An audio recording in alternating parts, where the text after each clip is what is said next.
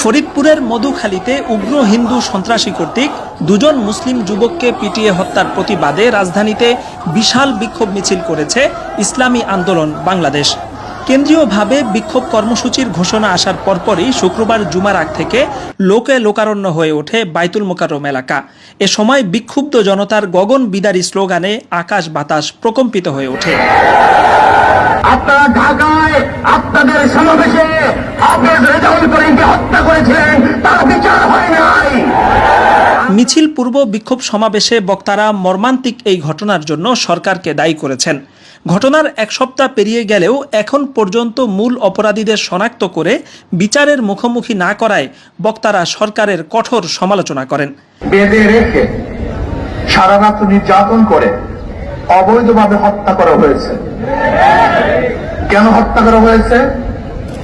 তারা নাকি মন্দিরে আগুন দিয়েছে, অথচ প্রমাণিত তারা মন্দিরে আগুন দেয় নাই, তারা কাজ করতেছিল।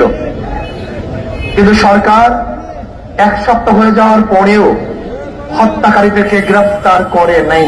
সমাবেশে প্রধান অতিথির বক্তব্য রাখেন ইসলামী আন্দোলন বাংলাদেশের সিনিয়র নায়েবে আমির মুফতি সৈয়দ মোহাম্মদ ফয়জুল করিম। এ সময় আগামী এক সপ্তাহের মধ্যে মূল অপরাধীদের গ্রেফতার করে শাস্তির মুখোমুখি করার আলটিমেটাম দেয়া হয়। সমাবেশের পর বাইতুল মোকাররমের উত্তর গেট থেকে বিশাল এক বিক্ষোভ মিছিল শুরু হয়। এ সময় সর্বস্তরের তৌহিদি জনতা মিছিলে অংশ নিয়ে মুসলিম হত্যার বিচার দাবি করে বিভিন্ন রকম স্লোগান দিতে থাকেন। মিছিলটি বাইতুল মোকাররম উত্তর গেট থেকে শুরু হয়ে পল্টন ও বিজয়নগর প্রদক্ষিণ করে পল্টন মোড়ে এসে সমাপ্ত হয়।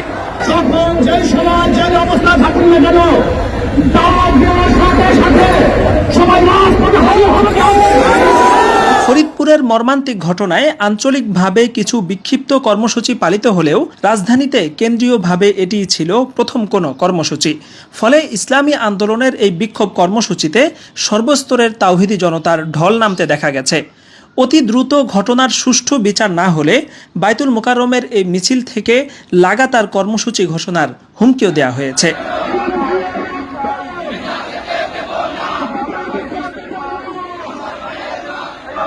Shah Mohammad Khalid, MBA Times, Dhaka.